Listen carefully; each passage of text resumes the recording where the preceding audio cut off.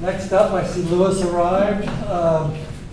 Lewis, it's a pleasure to introduce you as one of our speakers, featured speakers.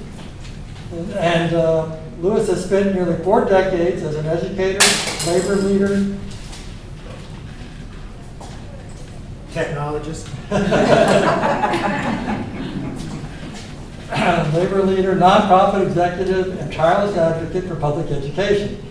He currently serves as the executive director of Travis County Democratic Party, and his career has included leadership roles with Austin Voices for Education and Youth, Texas AFT, Education Austin, and the Austin Federation of Teachers. Beginning as a bilingual elementary school teacher in Austin in 1987, Lewis has dedicated his career to supporting students, families, educators, and working people throughout Texas. Along the way, he has served on numerous nonprofit and community boards and has been a respected voice for public schools and educational opportunities. Please join me in giving Lewis a very warm welcome.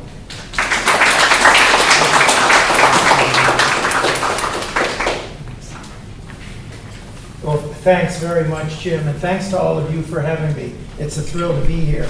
Are there any retired teachers in the room? All right, my people are here.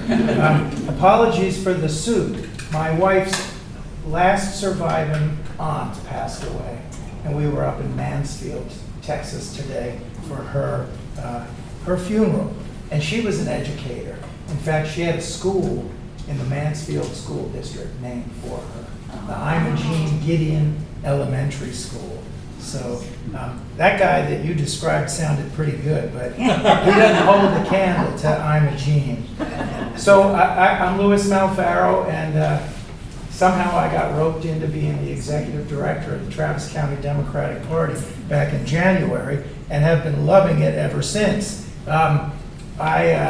I'd like to take credit for the 30% turnout we had in the Democratic primary back in March, but I think a lot of you in the room probably have more to do with that than I did. But I bring that up to say that Travis County is a big deal, and it's going to be a big deal this November. And we have to recognize that and recognize what a challenge lays before us. We have a huge role to play as Democrats and grassroots folks in Travis County. We've done something wonderful for our state. We have offered up 4 of our state legislators as statewide candidates. Talarico, Gina Hinojosa, Sarah Eckhart, and Vicki Goodwin. All really amazing leaders who have distinguished themselves and are now running. We also have fantastic judicial candidates. We have 3 women from Travis County running to be Texas Supreme Court justices, a court that right now has 0 Democrats on it. And just like in 2018, when Beto almost got over the bar, but dragged the rest of the ticket along with him, 2 of these women were elected to the 3rd Court of Appeals. Big deal. So we've done a great job as a county in lifting up our values through our candidates who filed for office. And I mentioned the 30% turnout. There were 70,000 people in Travis County who voted in the Democratic primary that we didn't think were coming to the party. Nobody thought they were coming to the party. The candidates, including a few of them that lost in the primary, got a big surprise, didn't know these folks were showing up. Who are these people? We are. Some of y'all are. Some of y'all voted for the first time in a Democratic primary. And but for those of you that are habitual Democratic primary voters, we've got to go meet these folks. We've got to go knock on their doors and say, welcome. We're so happy that you're here. We're so glad that you voted in the Democratic primary. What brought you out? What was your issue? You got kids in public schools. Are you worried about the funding for schools? Are you concerned about women's reproductive health? Are you concerned about health care in general? The war, right. Are you sick of our state leaders kowtowing to that idiot in Washington, D.C.? But let them tell you why they came out. Ask them. Talk to them. We've got the wind at our back, but we've really got to get out and work on this. And folks like Jim and Carrie Stevens, who are precinct chairs, super chairs. How many of y'all are precinct chairs in this room? All right. Great props to you 6 precinct chairs. Because that's where a lot of the action is going to happen. It's folks who live in the neighborhoods who are willing to go visit that beautiful new apartment complex down the road here that I came past. The one that's, I forget what it's called, Lago Vista or something. It's got great views of the other side of the lake. I mean, there's a lot of new folks that probably just moved into the neighborhood and might not even know, where do we go to vote? Who are my neighbors? This is such an absolutely exciting opportunity to get this record turnout. So for the next couple months, we are asking folks to go with us, to knock on doors or to make phone calls and talk to some of these new voters. And we've also identified about 100,000 people across the whole county who we suspect may be Democratic-leaning voters, but we're not sure. And so again, we want to go and knock the door, make the phone call, let them know we're part of the Democratic Party here. How are you feeling about the upcoming election? My wife took a survey call in the car. It was from one of the city council candidates who's running, and it went on and on and on. If we said this, would that make you more or less likely to vote for this candidate? Much more or a little more? It was really interesting to hear. It was a paid canvasser, paid, telephone survey person. But it was interesting to hear how they're trying to capture data about people, right? And we need to do that with our neighbors, right? We don't need to spy on them or go through their mailbox and see what they're reading. We just need to go talk to them and ask them, what's on your mind? And what we will find is that, there were a few Republicans that wanted to cause trouble and crossed over and voted in our primary. But most of them are people that have some reason that brought them out that may overlap with the reasons that y'all are here. So, from the county party's perspective, this is what we are doing. We are raising money. We are raising money. Because you've got to have at least a little bit of money along with all the people power that we have. We are opening a coordinated campaign headquarters. Now, I got to tell y'all, I got here a little bit late. Now, part of it was because I drove back from the funeral in Mansfield. But part of it is that Travis County is huge. Do you know how long it takes to drive from here to Hutto? Yes, You probably do. We do, yeah. It's not calculated in minutes. And so we are going to try to stretch ourselves as much as possible. We rented 5,000 square feet of space right on Bannister Lane, which runs parallel to Ben White in South Central Austin. So our friends in Eanes can make it over quickly, but it's going to take y'all a little longer. But we're going to operate out of there, but I suspect y'all are not going to drive into town a lot. That we're going to be driving out here, and that we're going to be working with you to send you lists, to get you yard signs, to get you materials, to hang on doors. Our key people are our precinct chairs and our super chairs and our volunteers. We will raise money so that we can fill in gaps and pay canvassers, pay phoners. We will work closely with the Gina Hinojosa campaign, the James Tallarico campaign, really all the Democratic program. And we want you all to come to our campaign kickoff. It's a week from Saturday. It should go up on the website. If it didn't today, it will tomorrow. Saturday the 20th. We need furniture. We need a coffee maker, a microwave. If you have desks and chairs that you can haul in, But mostly, we need your love, we need your participation, we need your solidarity. It's great to see so many people here at this North Shore Dems meeting. This is a sign that you have good strength in this area. Call on us. I have a few business cards. I'll leave and a few more in my bag if we run out. I'd love to hear from you.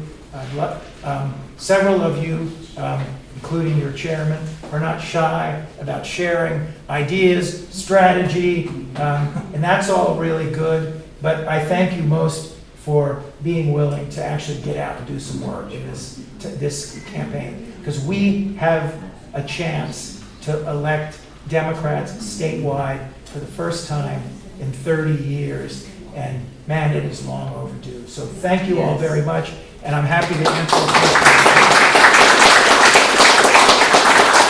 Okay, who's got a question?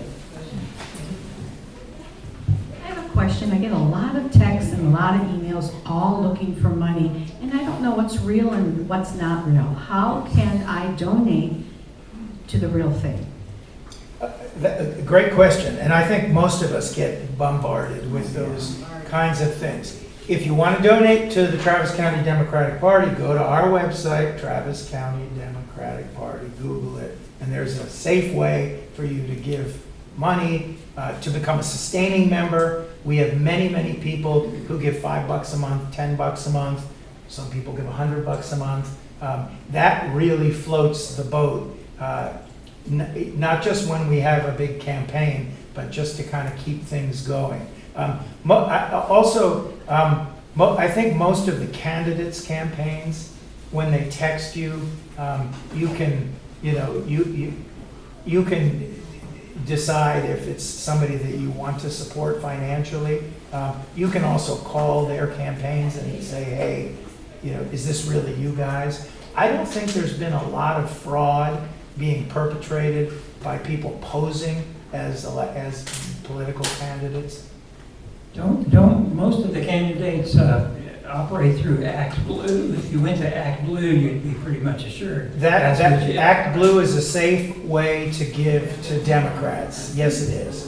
Because all these texts and emails are coming from individual names of people that are representing a candidate or a party, but there are a variety of names, Right. 100 different people, so that's why I do question it. Sure. No, I think it's smart to double check. As I said, one of the things you can do is contact the campaign directly and say, hey, did Gina's husband send a text out offering to give you a recipe for chicken and something? And they did. They did that. I'm like, this is so random. But it was a ploy to get folks to give and to try to personalize it. Doesn't Act Blue decide where the money needs to be going and make it so that even if to make it the most effective, the elections that are going to have the biggest impact?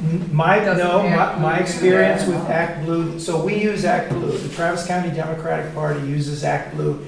And we actually set up a variety of different buckets where money can come in. Like next Tuesday, we have a June is for Judges fundraiser, where we're lifting up all these judicial candidates I mentioned. And so people can go on to Act Blue, find the June is for Judges event, and that money comes to us, minus Act Blue's little cut. They do take a percentage of your contribution, but where you tell it to go, that's where it goes. So if you want to give to Gina, to James, you want to give to Vicki Goodwin, you want to give to Sarah Eckhart, or you want to give to the party, you can do that through Act Blue. You had a question. Yes, I did.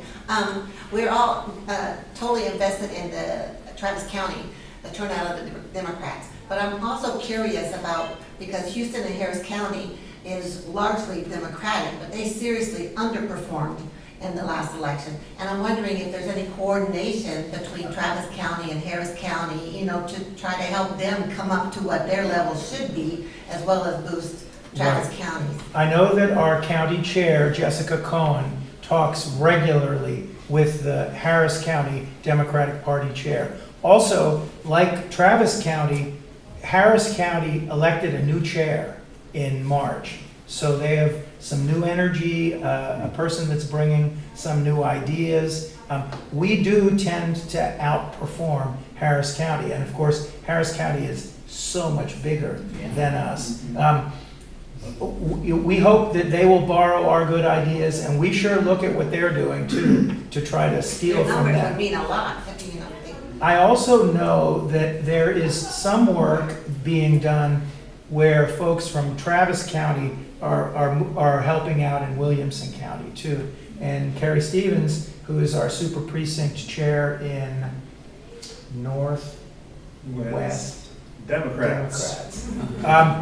Because the cities of Cedar Park, for example, straddle the two counties, there's some, cross-pollination going there. I don't think we're gonna put people on buses down to Houston, but if you know folks there, that's the other thing. There are so many tools people are using now. Like there's this thing called Reach, which isn't the party's tool. It's like a Blue Action tool. But it lets you go through your own cell phone and all your contacts in your cell phone, and then you can identify people that you want to send messages to. So if you have that nephew who lives in Harris County, who's in his early 20s, and we don't even know if this guy's registered to vote, we can look him up, and then you can adopt that person and encourage them to pay attention to what's going on, and then as the election approaches, try to animate them to get out and vote. And that, that transcends the county boundary. All right. Reach. Thank you very much. Thank you.